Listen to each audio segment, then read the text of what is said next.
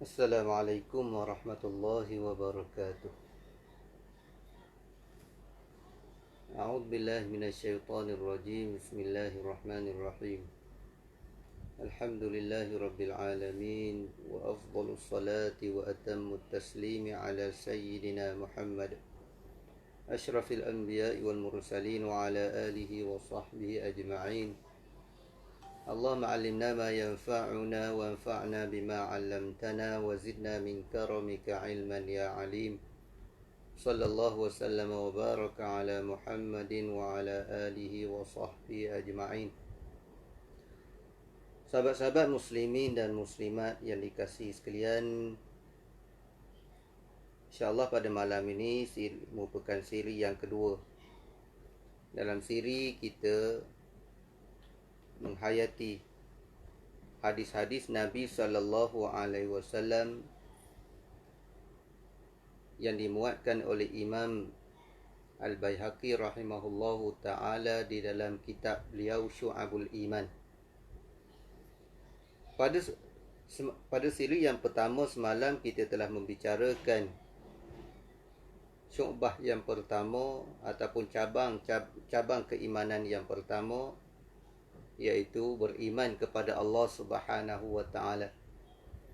Dan pada malam ini kita masuk kepada cabang yang kedua, babun fil imani bi rusulillahi salawatullahi alaihim.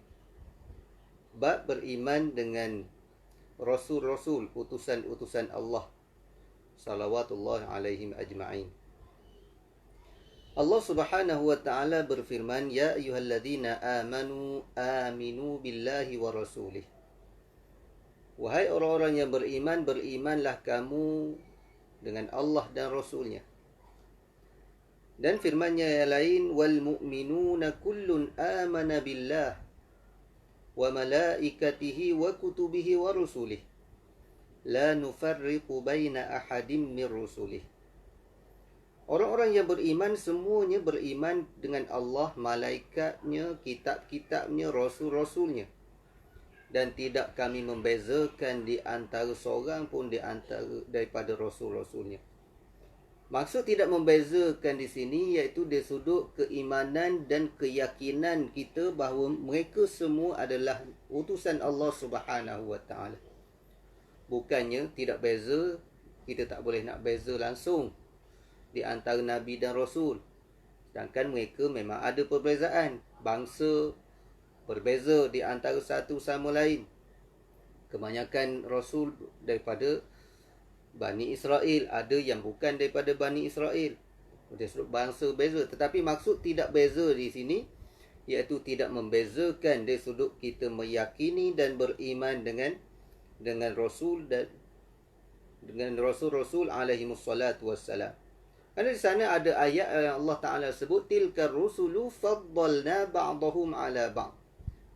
Demikianlah Rasul-Rasul kami telah lebihkan sebahagian daripada mereka dengan sebahagian yang lain.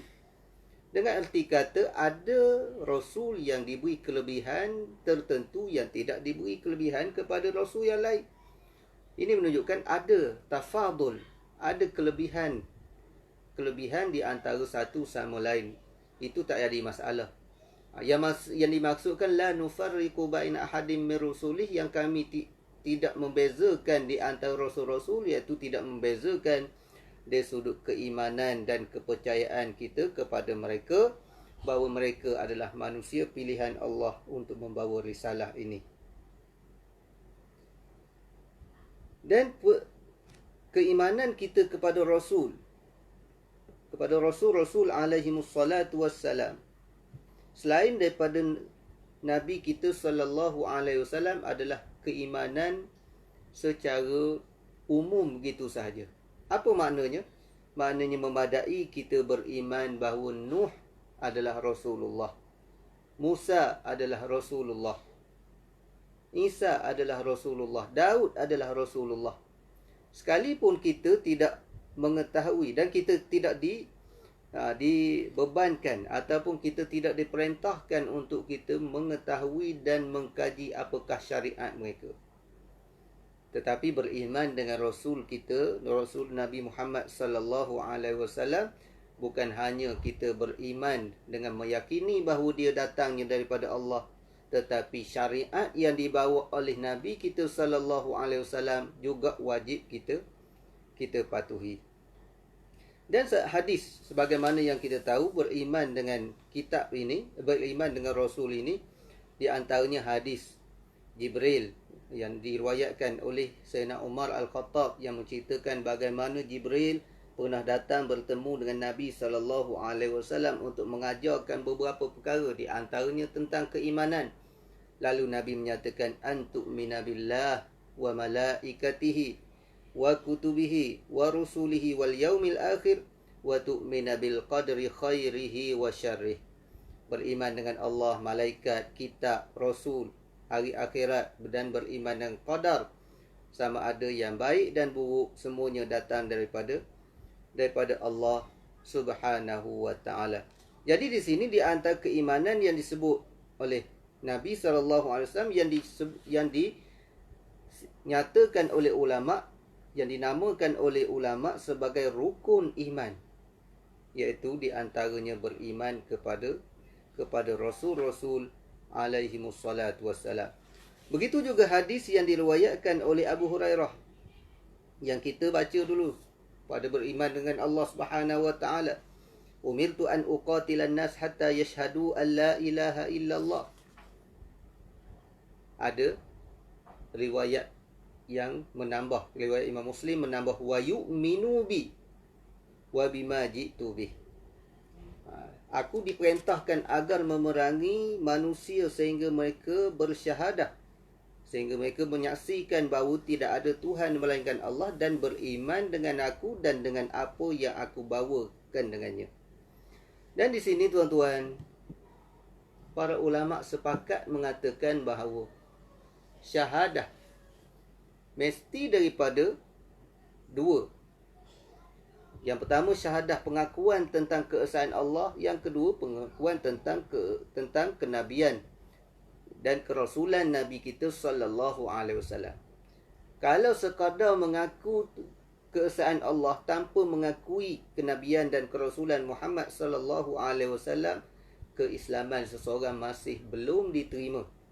Masih belum diterima. Mesti kedua tersebut digabungkan sekaligus. Digabungkan di antara syahadah tauhid dan syahadah kita tentang kerasulan Nabi sallallahu alaihi wasallam.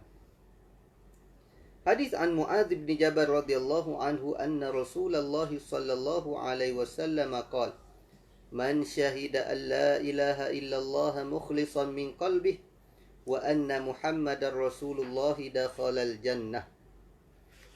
Yang bermaksud sesiapa yang bersaksi bahawa tiada Tuhan melainkan Allah dalam keadaan mukhlisan min qalbih, dalam keadaan ikhlas sepenuh hatinya, dan Muhammad merupakan Rasulullah, nescaya dia akan masuk syurga.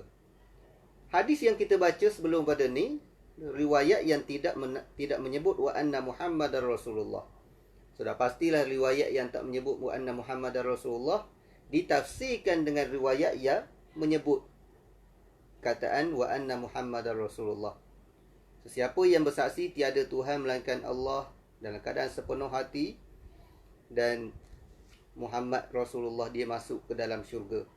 Maknanya orang yang akidah dia benar apabila meyakini dua perkara ini. Ini di antara asas yang paling utama dan paling penting. Dan Nabi-Nabi dan Rasul-Rasul alaihimussalatu wassalam, dia merupakan manusia pilihan Allah Subhanahu wa ta'ala. Pilihan yang bukan hanya dipilih di kalangan mereka yang cerdik di kalangan daripada kaumnya, tetapi juga daripada tubuh badan yang dikira tubuh badan yang handsome di kalangan sahabat-sahabat ataupun di kalangan masyarakat. Tak ada Nabi yang muka uduh, tak ada. Nabi-Nabi ini semua Allah Ta'ala pilih di kalangan yang hebat, bukan hanya hebat dari sudut watak dan kelakuan, tetapi juga muka juga agak menarik, muka yang sangat menarik, kerana itu salah satu daripada tarikan. Dan bilangan Nabi dan Rasul sebagaimana yang kita tahu, Allah Subhanahu wa taala sebut di dalam Al-Quran, minhum man qasasna 'alaika wa minhum man lam naqsushum 'alaik. Ada di antara mereka yang kami nyatakan kepadamu dan ada yang kami tak nyatakan. Dengan erti kata, angka yang sebenar bagi Nabi-Nabi dan Rasul alaihimussalatu wassalam adalah berada di dalam ilmu Allah Ta'ala. Di dalam ilmu Allah Ta'ala tentang berapakah bilangan Nabi dan Rasul alaihimussalatu wassalam. Dan yang diceritakan di dalam Quran 25 Rasul yang diceritakan di dalam Al-Quranul Karim. Dalam ayat watilka hujjatuna atainaha Ibrahim ala qaumih, dalam ayat tersebut dan dua ayat berikutnya ada 18. Kemudian tambahlah lagi 7 daripada ayat-ayat yang lain. Kalau nak ingat nama Nabi, kalau selain daripada sebelum sekarang ni orang dah ngapai nasyid dah, Adam, Idris, Nuh, Hud, Soleh. Tetapi zaman-zaman saya dulu tak ada lagi nasyid begitu. Kita mengapai ayat watilka hujjatuna. Ayat watilka hujjatuna tu dan 2-3 ayat selepas daripada dia dah ada 18 Nabi dan Rasul yang disebut oleh Allah Subhanahu wa taala. Kemudian kenapa tambah lagi 7 yang lain? Itu yang disebut di dalam Al-Quranul Karim. Tetapi ada di sana nama-nama, sudah pasti ada di sana nama-nama Nabi yang disebut di dalam hadis. Antaranya Khadir, Nabi Khadir. Orang Melayu panggil Khaidi, bukan Khaidi. Khaidi itu bahasa Melayu, tapi yang tepatnya Khadir ataupun Khadr. Matikan dot ataupun bagi bawah Khadir. Bukan Khaidi. Khaidi itu logat Melayu.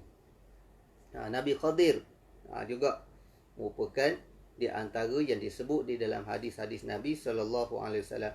Dan di sana ada hadis yang tidak begitu kuat tetapi boleh kita jadikan sandaran tentang bilangan Nabi SAW dan bilangan Rasul.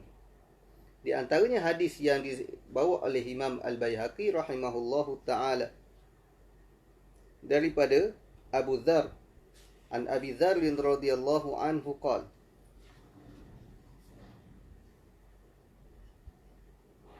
qultu ya Rasulullah,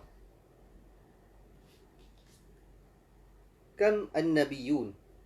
Qala mi'atu alfi nabiyyin wa arba'atun wa ishruna alfi nabiy. Qala qultu kamil mursaluna minhum? Qala thalathami'ati wa thalathami'atin wa thalathata ashar. Abu Dzar radhiyallahu anhu bertanya kepada Rasulullah sallallahu alaihi wasallam, wahai Rasulullah, berapa ramai bilangan Nabi? Berapakah bilangan Nabi-Nabi? Nabi jawab 124,000. 124,000 Nabi. Dan Abu Dzar bertanya lagi, berapakah bilangan Rasul di kalangan mereka? Nabi menyatakan 313. 313 orang Rasul. Tapi hadis ni tidaklah begitu kuat boleh kita jadikan tidak boleh kita jadikan hujah yang kuat, tetapi boleh kita baca, boleh kita sebut untuk kita sebagai sokongan kepada hujah-hujah yang lain. Tetapi bila hujah yang lain tidak ada, bolehlah hal ni kita jadikan istiqnas sebagai sandaran, walaupun tidak berapa kuat, walaupun ada hadis ni dinilai sahih oleh Imam Hakim. Tetapi sebagaimana yang kita tahu, Imam Hakim, Abu Abdillah Al-Hakim banyak tasahul, banyak tersilap di dalam menilai hadis, sehingga Imam Az-Zahabi rahimahullahu ta'ala dibuat talkhis pula, dibuat penilaian semula terhadap penilaian Imam Hakim. Dan hadis ini di antara hadis yang tidak dipersetujui oleh Imam Zahabi terhadap penilaian Imam Hakim, yang mana Imam Hakim menilai hadis ini dengan penilaian yang sahih. Sebab itulah setengah orang dia kira asal ada tokoh yang menilai hadis tersebut hadis sahih, dia kira boleh kita pegang. Tidak, sebenarnya tidak begitu. Kajian-kajian terhadap hadis ni kita kena tahu ada di kalangan muhaddis yang mutasahil.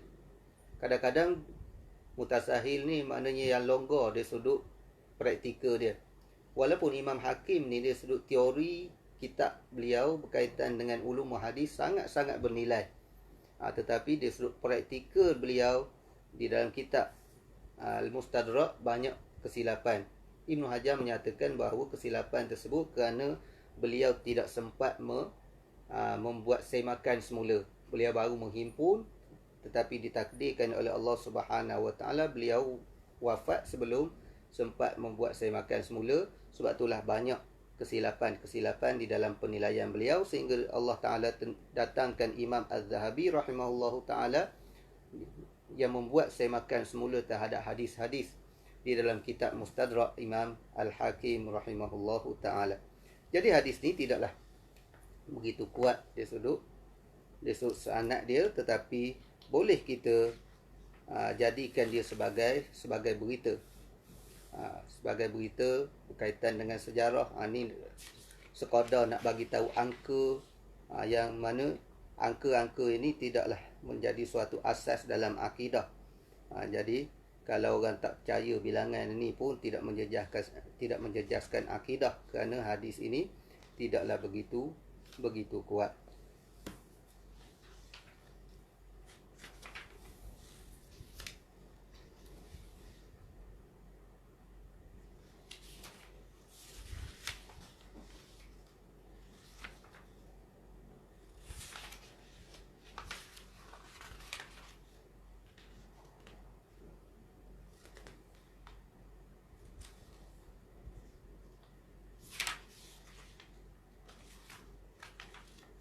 Banyak lagi perbincangan, perbahasan berkaitan dengan Rasul ini.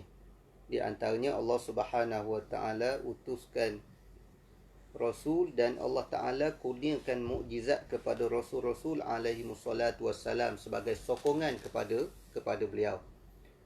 Bayangkan, dia bawa satu benda yang orang jarang dengar, orang tak pernah dengar. Kalaulah tidak ada mukjizat, rasa-rasa tak ada orang nak percaya. Tetapi dengan adanya mukjizat, dia merupakan satu sokongan terhadap apa yang dibawa oleh Nabi-Nabi dan Rasul alaihi wassalatu wassalam.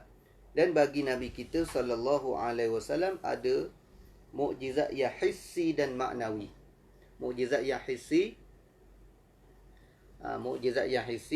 iaitu mukjizat bagaimana dilihat oleh sahabat-sahabat, seumpama terbelahnya matahari, seumpamanya makanan hok sikit jadi cukup makan ramai.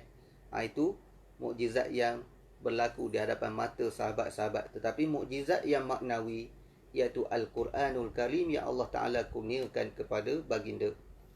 Dan mukjizat Al-Quran ini dapat dilihat oleh semua manusia sehingga akhir zaman. Kita zaman sekarang ni ada lagi ahli-ahli sains yang mengkaji demi mengkaji, kaji, dapatan kajian dia bertepatan dengan apa yang disebut oleh Allah Subhanahu Wa Taala di dalam Al-Quran. Sebab itulah Al-Quran ni sejak awal lagi Allah Subhanahu Wa Taala cabar, qul la in ijtama'atil insu wal jin ala an ya'tu bimithli hadzal Quran la ya'tuna bimithlihi walau kana ba'duhum li ba'din zahira. Katakanlah, kalau sekiranya manusia jin dia nak datangkan Al-Quran yang seumpama ini, mereka tak mampu lakukan, walaupun mereka saling berganding bahu di antara satu sama lain. Itu sedikit berkaitan dengan mukjizat Al-Quran. Kemudian kita pergi kepada yang ketiga, iaitu cabang keimanan yang ketiga, beriman dengan malaikat. Malaikat daripada perkataan malakun. Malakun satu malaikat, malaikah jamak dia. Malaikat ni merupakan makhluk yang Allah Subhanahu Wa Taala utuskan kepada Rasul di antaranya untuk membawa wahyu kepada Rasul. Iaitu di antara tugas malaikat. Sebab itulah keyakinan kepada malaikat merupakan salah satu daripada rukun iman. Sebab tu ayat yang kita baca tadi, amanar rasul bima uzila ilaihi min rabbi wal mu'minun kullun amana billah wa malaikatihi. Kita dah terjemah dah tadi. Makna beriman dengan malaikat ni merupakan salah satu daripada rukun. Iaitu malaikat secara umumnya. Jangan kita tolak malaikat. Jangan kita dakwa malaikat dengan dakwaan yang bertentangan dengan sifat yang Allah Subhanahu Wa Taala sebut di dalam Al-Quranul Karim. Kerana ada golongan yang mendakwa malaikat itu adalah sebagai anak Tuhan. Orang yang mendakwa malaikat anak Tuhan dia jadi kafir. Orang yang mendakwa malaikat itu manusia sejenis makhluk yang ada jantina dia perempuan, jadi kafir. Kerana Allah Subhanahu Wa Taala menafikan di dalam Al-Quran, wa ja'alul malaikata alladhina hum ibadur rahmani inatha. Sebab itulah malaikat la yusafuna bi dzukuratin wala unutha. Malaikat ni tak boleh kita sifatkan dengan sebarang jantina. Lelaki pun tidak, perempuan pun tidak. Dah macam mana? Macam tu lah. Dia bukan orang. Kalau orang, ada lelaki, ada perempuan. Tetapi dia malaikat. Dia malaikat. Bila bukan jantan, bukan lelaki, bukan perempuan, macam mana? Macam tu. Dia tidak ada jantina. Allah Ta'ala dah tentukan dia macam tu. Dan malaikat ni banyak yang disebut oleh Allah Subhanahu Wa Taala di dalam Al-Quran. Antaranya Jibril, antaranya Mikail. Boleh kita baca Jibril, boleh kita baca Jibril, boleh baca Jabrail. Itu terpulang lah. Mikail, Mikal, Jibril, Mikail. Malakul Maut, malaikat yang mencabut nyawa. Hamalatul Arsh, ni di antara malaikat yang Allah Ta'ala sebut nama-nama dia di dalam Al-Quran. Raqibun Atid, Allah Ta'ala sebut dalam Al-Quran. Lagi yang Allah Ta'ala sebut dalam Al-Quran, Malik, penjaga neraka. Ya Malik, wahai Malik. Itu nama-nama malaikat yang Allah Ta'ala sebut di dalam Al-Quran. Ada di sana nama-nama malaikat yang Allah Ta'ala sebut di dalam hadis-hadis Nabi Sallallahu Alaihi Wasallam.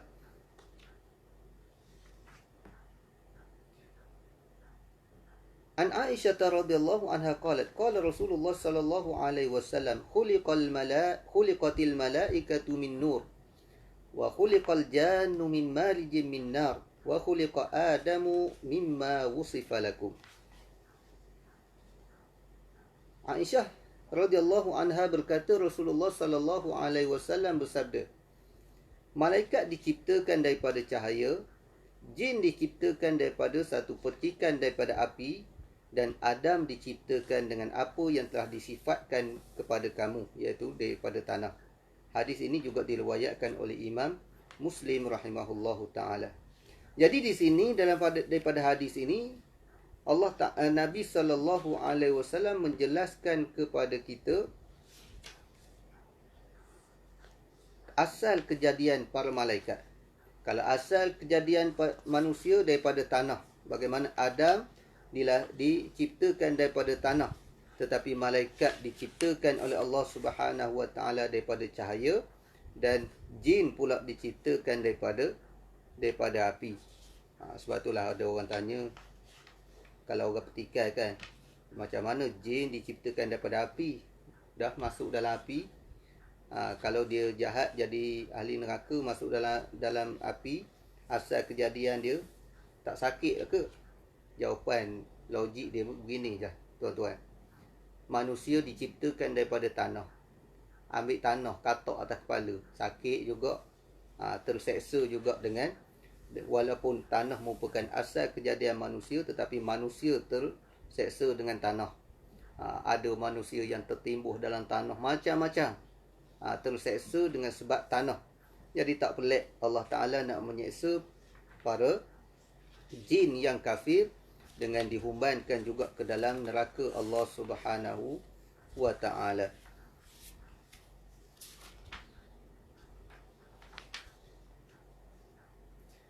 Dan malaikat di antara perkara yang kita perlu yakini bahawa mereka ini adalah hamba Allah yang taat kepada Allah. La ya'sunallaha ma amarahum wa yaf'aluna ma yu'marun. Mereka tidak menderhakai apa-apa yang Allah Ta'ala perintahkan mereka, dan mereka melakukan apa yang disuruh. Sebab itulah para malaikat ni ada yang Allah Ta'ala tugaskan sebagai malaikat yang sujud sepanjang masa. Ada malaikat yang rokok sepanjang masa. Ada malaikat yang duduk berjalan mencari halqah zikir, iaitu majlis-majlis zikir. Ada malaikat yang bawa rahmat. Ada malaikat yang mendatang, yang bawa wahyu kepada nabi-nabi dan rasul-rasul. Ada malaikat yang cabut nyamuk. Itu tugas yang Allah Ta'ala telah tentukan kepada para malaikat. Mereka tak berebut tugas. Tak berebut tugas, tak balas sama dia. Kerana apa? Kerana mereka la ya'sunallaha ma amarahum wa yaf'aluna ma yu'marun. Sebab itulah ini keyakinan kita. Sebab tu jangan kita mempercayai bila ada di sana golongan-golongan yang cuba nak mempertikaikan tugas-tugas malaikat. Di antaranya sebahagian daripada pelampau Syiah. Pelampau Syiah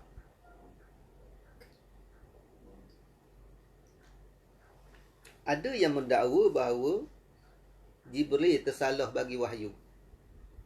Sepatutnya wahyu dapat ke Sayyidina Ali, tapi dia salah bagi, tersilap bagi kepada Muhammad. Dia ingat Jibril ni macam wakil rakyat. Kalau wakil rakyat mungkin juga tersalah. Wakil rakyat ke menteri besar ke, termasuk Perdana Menteri pun mungkin tersalah. Kalau dia nak bagi sumbangan, nak bagi, mungkin tersalah, tak pelik.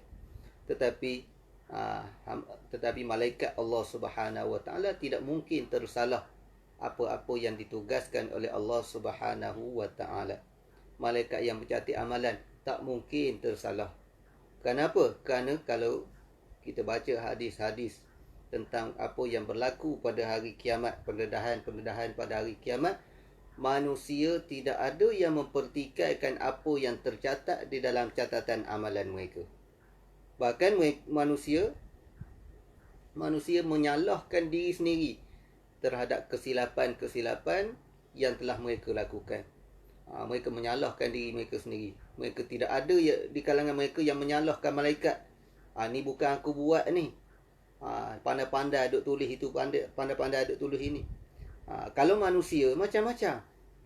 Dakwaan yang palsu terlalu banyak. Itu sama-sama manusia. Saksi-saksi yang palsu terlalu banyak. Tetapi para malaikat Allah Subhanahu Wa Ta'ala yang mencatat amalan, mereka mencatatkan dengan sebenar-benarnya. Bahkan yang mencatat amalan juga malaikat rahmat, malaikat yang menulis amalan kejahatan, dia sentiasa bersedia untuk memadamkan catatan keburukan yang dilakukan oleh seorang hamba apabila mereka beristighfar dan bertaubat kepada Allah Subhanahu Wa Ta'ala. Ini di antara tugas-tugas sebahagian daripada para malaikat Allah Subhanahu Wa Ta'ala. Yang kita sebut tadi di antara malaikat-malaikat yang Allah Subhanahu Wa Ta'ala sebut di dalam Al-Quran dan di dalam hadis, tugas-tugas mereka. Ada pula orang tanya, malaikat Jibril sekarang ni buat apa? Nabi-nabi dah tak ada dah. Adalah tugas-tugas yang Allah Ta'ala tentukan kepada malaikat Jibril. Kerana tugasan yang paling utama malaikat Jibril ni dia bawa wahyu. Tetapi malaikat Jibril juga ditugaskan untuk membawa azab kepada sesuatu kaum. Bencana kepada suatu kaum, kadang-kadang Allah Ta'ala perintahkan malaikat Jibril. Tu tak jadi pelik.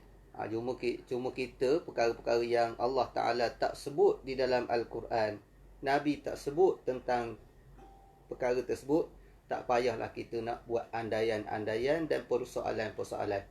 Kerana persoalan berkaitan dengan malaikat ni adalah persoalan yang ghaib. Kita hanya beriman apa yang Allah Allah Ta'ala sebut. Begitulah juga bilangan para malaikat.